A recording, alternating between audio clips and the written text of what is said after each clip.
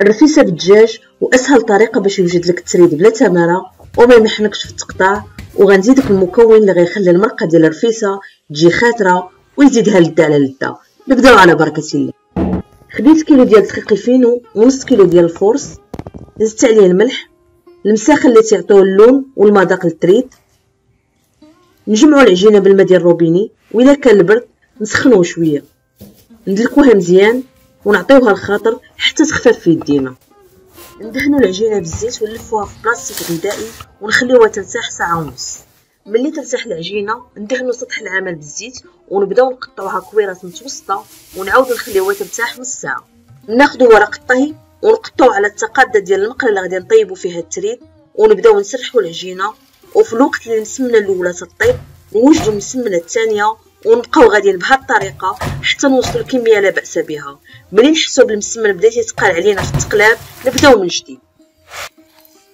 محمرين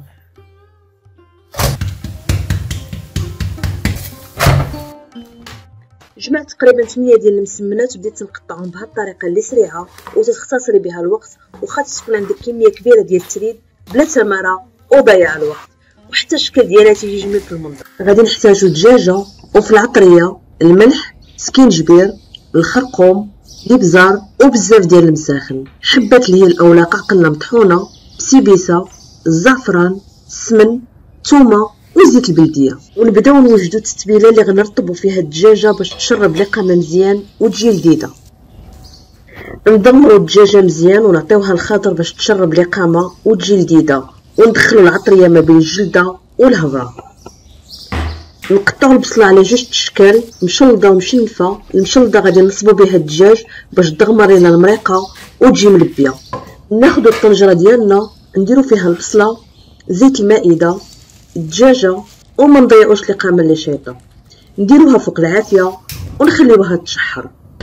نضيفوا بسيديسه، والوقت اللي تتشحر فيه الدجاجه نشرب كاس ديال اتاي نرد به المجاج ديالي، ونحركوها مره غير بالمهل باش ما تلصقش لنا الجلده، حيت باقي غادي نحمروها في الفرن. نرويو بالماء سخون ونضيفوا نفس العطريه، الملح، الخرقوم، سكينجبير والمساخن باش ما تجيش لنا المرقه باسله. وناخذوا شي قطيب ونبداو نثقبوا الدجاجه ونخويو عليها المرق باش تزيد تشرب وتلذذ. نضيفوا البصله المشنفه ونستمروا بنفس الطريقه، مره نعاودوا نثقبوا الدجاجه ونرويوها، وربيطه ديال القزبر ومعدنوس. ودابا ندوزو باش نوجدوا العدس اللي غنرطبوا في الماء بين ما وجدنا العطريه.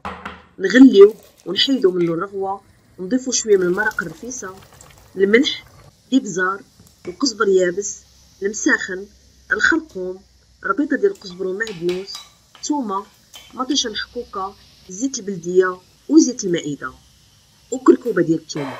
وحتى الحلبه طيبتها بوحدها في مرق الرفيسه، حيت كاين اللي ما تيعجبوش المذاق ديالها حيت تجي مجهده.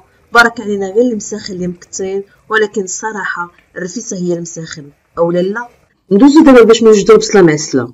حكيت المسكه حره مع السكر، زدتها على البصله، الزهر، القرفه، شويه الملحه، الزعفران، وخليت البصله حتى دبلات، عاد زدت عليها السكر وعسلتها على نار مهيله.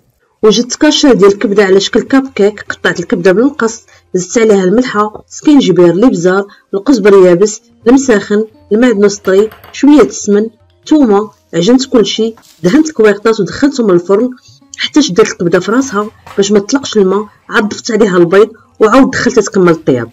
ورت المسمن ديال الرفيسه في الكسكاس باش يجي رطب، وفي نفس الوقت درت الدجاج تتحمر في الفران واللي دهنتها بالزبده. وما بقى لينا الا نسقيو الرفيسه ديالنا، وما كاينش اللي ما تعرفش يسقي الرفيسه. درت التفريشه الاولى ديال التريد ورويتها حتى شربات، زدت التفريشه الثانيه وزدت عليها المرق، زينت بالعدس اللي تيجي حبه حبه وما تيتعجنش، البصله معسله، البيزات مقليين، التمر معمر بالكركاع، والكبده اللي زينتها ببيض السمان وحب رشاد. قدمت المرق والعدس في الزليفات، وتيبقى التقديم على حسب الرغبه ديال كل واحد. نتمنى ان الرفيسه ديالو ما تكون عجباتكم، وما نساوش اننا في ايام مباركه نفشوا راسنا شويه ونوجدوا شهوات نستقبلوا بها احبابنا وعائلتنا. وبمناسبه هذه الاشهر الحرم تنتمنى لكم كل ما هو جميل، فاللهم بلغنا رمضان اجمعين لا فاقدين ولا مفقودين، ونتلاقاو في ساعه خير ان شاء الله.